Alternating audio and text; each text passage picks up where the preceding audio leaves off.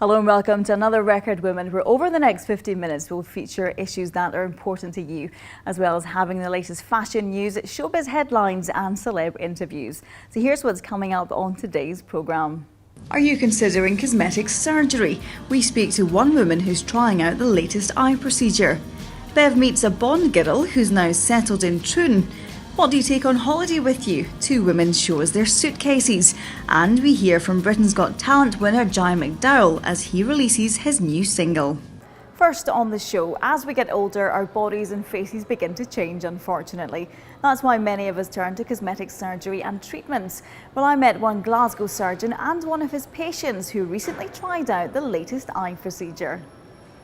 Leslie Christie is one of a growing number of women across Scotland who are opting for cosmetic treatments to make them look younger. The 44-year-old is having the Madonna lift, which was made famous by the singer. It promises to reduce wrinkles and skin around the eyes. It is a non-surgical way of improving the area around the eyes, the kind of where you start to get just a few lines, but you don't really have kind of fatty bags, but you're just getting one or two lines. Ideal for ladies in their kind of late 30s, early 40s, and it's a non-surgical procedure, so it doesn't cause scarring. It takes about 45 minutes to do. You come in, you have an eye drop and a contact lens placed in your eye, and then we use a laser just to tighten up the skin around the eyes. It goes red for a couple of weeks, but then the results are worth it. More and more women are turning to cosmetic surgery to improve their looks, just like Leslie. She thinks it's becoming the norm. Yeah, I think it seems to be more attainable for Joe Blogs, whereas in the past you always thought of superstars and movie stars and people being the only people having the money to pay for these things. I think they are more affordable now. One of the most common procedures in Scotland is breast augmentation, as many women are unhappy with the shape of their breasts. So this is an anatomical or shaped breast implant. You can see it's kind of thinner here than at the top, and it is thicker here at the bottom. And if you put this inside a breast, it gives a much more natural shape in comparison to a round implant where you get a much more voluptuous shape at the top.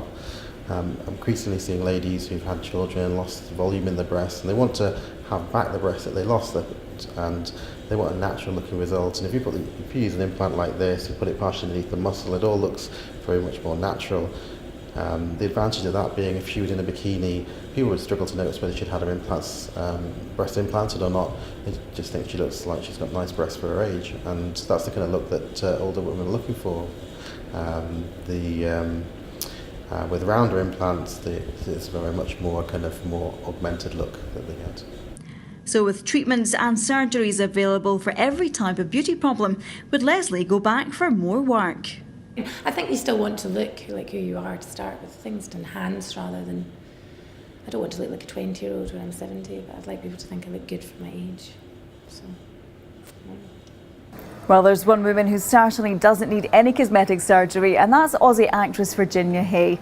Best known for being a Bond girl in The Living Daylights and starring alongside Mel Gibson in Mad Max 2, she's now settled in Troon. Bev Lyons went to meet her as she promoted her new soap range. From James Bond to Mad Max and everything else in between, we have here Virginia Hay. She's come all the way from LA to Katie. So what brought you to Troon? Hello. Hello. How are you? Oh, I fell in love with Glasgow. I was on a tour of England doing personal appearances, and my webmaster lives in Irvine, in Drakehorn. And I saw him at the Glasgow Comic Con. We met up there, and then he said, why don't you come and visit the family? So I did, and I spent a little bit of time with them and absolutely fell in love with the west coast of Scotland. Now, the thing is, you have travelled extensively in your career. Yes. You started your career, how many years ago? Because, can I say how old you are? Are we allowed to mention that? Yeah, go on then. 61 years old, and looking, my God, Oh, 20, 30 years younger anyway. So, but you began your career a bit later on in life as well, didn't you? Yeah, I began acting, I was about 29 or 30. Most people thought that I was 19. And that was and with... that's when we saw you in Mad Max. Mad Max with Mel Gibson, yeah. One of just many things. You did the soap operas in Australia. You did Neighbours. You were on E Street, weren't you, as well? Home and Away. Home and Away as well. Yeah, all of those. And now you've brought soap opera to Scotland, living in Troon, with some soap here I don't know if you can see that, but this is what brought you into soaps. Yeah, of a different kind.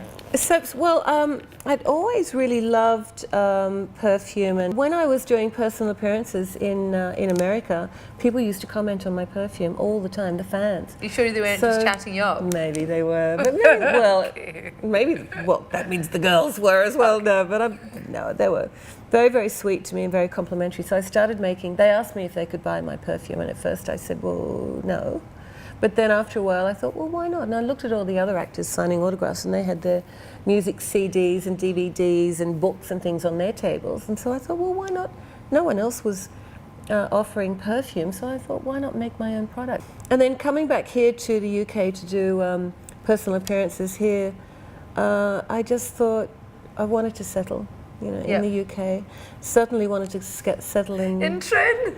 In Troon, in Glasgow. Well, and there's no man here. And I'm single. I'm single. Well, my webmaster was here, so he's the one. It's his fault. It's his fault that I discovered Glasgow and Troon. He lives near Troon, but I wanted also to explore golf. My father was a really keen golfer, and it's something that I'd really like to learn. Where better to learn golf than in Scotland? And Troon, where I live, is really beautiful, and I've started to. These are similar to the soaps I made in America, so I'm making them now, handmade and hand wrapped in Troon. Well, Bev joins me now. Bev, Virginia Hay, she seems quite a character. She's Amazonian, and that top to toe is full of charisma. She reminds me, that blue alien, a bit of Jennifer Lawrence in the X-Men. There is a bit of a similarity, I'll give you that one. Well, as the viewers know, this is the part of the show where we choose a woman who deserves some special recognition. Who's your candidate this week? It can be none other than Angelina Jolie. You must know her. She's 37 years old, and not only has she gone through a double mastectomy, but she's decided to tell us all about it. She took 3 months worth of surgery for this, from February to April. Now, the reason she had it is her own mother died of cancer, of breast cancer, at the age of 57. She had been diagnosed with an 87% risk of contracting the disease. That is now down to 5% through having the operation, which is wonderful. She's wanted to tell us all about it so that it's brought it out into the open, and it comes just in time as the Scottish Parliament have decided to widen the net of testing women for the disease as well. Which is fantastic, so it's great timing, and that's what makes Angelina Jolie our Woman of the Week. She certainly is an inspirational. Bev, thank you for the moment. Now, as the holiday season fast approaches, thoughts turn to what to wear. Well, we've delved into 2 women's suitcases for some inspiration. Looking great on holiday is a must for every woman. That means packing a wardrobe to fit every occasion. For Julia Wilkes and Natalie Cellino, it seems preparation's the key. The minute I know we're even thinking of going on holiday, I start just buying. So it's like every week, the minute you just kind of pop in and out the shops, so then it piles up. So I don't really have a structure. It's all just like, let's just buy everything. Working out what to pack can be an absolute nightmare, but there are some items you simply can't forget, according to the Girls. A maxi dress is really good for on holiday because you can dress it down during the day with flat sandals, and at night you can also wear heels with it. So I would say I must take a maxi dress, and I'd recommend other girls to take them. When I go on holiday, what I can't do without is obviously my accessories, my hat and my glasses. Obviously, as well as looking stylish, it helps obviously with my head not getting burnt, and obviously not getting headaches for having my glasses on. So these are very important and always come with me. We'd all like to travel light, but for many of us that's just pie in the sky. You have to think about what clothes, shoes and accessories will give you confidence and make you feel like a goddess on holiday. I think it's good. I mean, it's something that you obviously save for, and you get excited and you want to come back and show everyone your friends and upload all the pictures and everything. So it's good. There's nothing worse than you look at a picture and it's not good, if you've got something on that doesn't look nice or doesn't match. So it's important. I think it is very important to be stylish. I mean, it makes you feel good. I think it all comes down to that. When you've got nice fresh new clothes on and you just feel good, you get a tan. No matter what you wear though, the best advice is just let your hair down and have some fun in the sun. Some great advice there as always. Now, Johnny McDowall became a household name when he won Britain's Got Talent 2 years ago. A year later though, when Simon Cowell ditched him from his record label, but the Scotsman picked himself up and has just released a new single. I'm standing on the edge of life, trying to leave my past behind, but it's really got a hold on me. All the things I've done till now made me who I am somehow, and for that I'll say I'm proud. Joy McDowall first burst onto our TV screens 2 years ago and sang his way to the top prize on Britain's Got Talent. The first year was just a whirlwind of appearances and different things, and it was just a lot of crazy things that I never expected to happen, so it was just really weird. And then it kind of quietened down a bit last year, and I went into the studio and I started writing new stuff and recording and things, and it actually gave me a chance to learn a lot about the business side of the music and what actually happened, rather than just going along with it and going with the flow.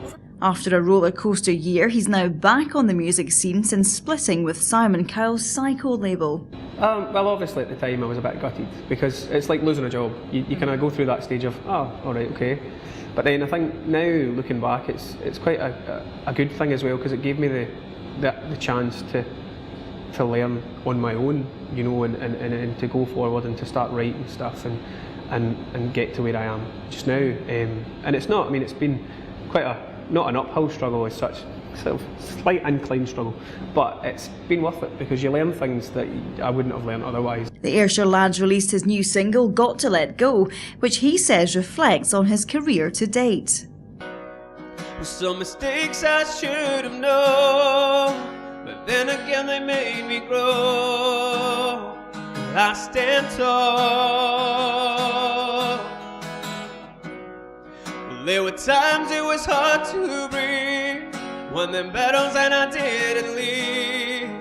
I made it here on my own. When I listen to it, it does talk about, you know, moving on and letting go of past regrets and or things that have happened, and that's, you know, as I was saying before, life is too short, and you can't hold, you know, grudges against people for certain things, because you never know the complete circumstances of things, and I just think you're better to move on and as I say, make the best of your situation and do what you want to do. Joy has just finished his up-close and personal tour of Scotland and is now preparing to perform in Falkirk with Ronan Keating at the Rock the Stadium gig next month. Joy McDowall there, and his new song's available to download on iTunes. Well, Bev Lyons joins me once again with the latest showbiz headlines. Bev, there's been a bit of a celebrity baby boom this week. Oh, they've been beating away. First up, we've got Marvell, that's Marvin from JLS, and Rochelle from the Saturdays, and they've got a new baby, Elia May, that's just been born. Imagine having those pop stars as your aunts and uncles. Very cool. Very cool indeed. Then you've got Colleen and Wayne Rooney, and you've got their little baby Clay, which I guess is a bit of a combo of their names, you know, Colleen, Clean, and Wayne, Clean. I don't know. At least you can spell it, let's face it. You're absolutely right. Now, that's all very nice when it's going well, but, you know, there's some people that certainly won't be breeding. And our Pats and Kristen Stewart. Yeah, it seems to finally have ended their relationship. Whether it was real in the first place, who knows? Some people think that it was an invention for the movie franchise, the Twilight series. But, of course, it wasn't helped by the fact that Kristen Stewart had her little affairette with that guy Rupert, the director of that Snow White and the Huntsman movie.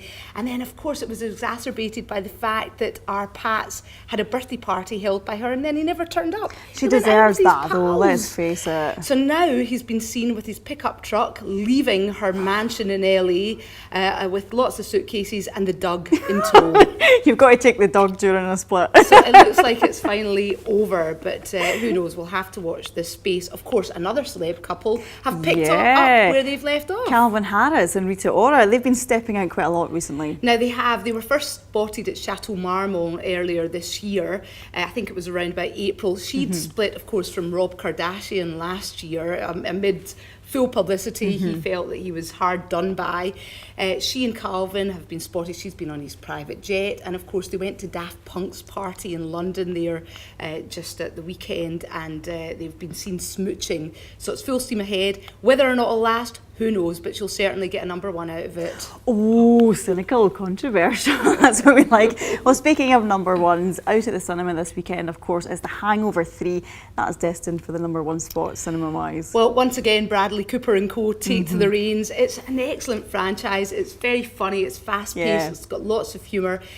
Whether or not it will outdo the box office numbers for Fast and Furious 6 will remain to be seen, but of course we've got the usual characters. We've got Mr. Chow up to all his frolics and nudity, etc. We've got the guys taking a retrospective look back at the previous films, and they're coming together. I think it's the Wolf Pack come together once again, possibly for the final time. Well, it's destined to be a cracker. Bev, thank you very much for joining me. Well, I'm afraid that's all we've got time for, but do join us again soon. From the team here at Record Women, bye-bye for now.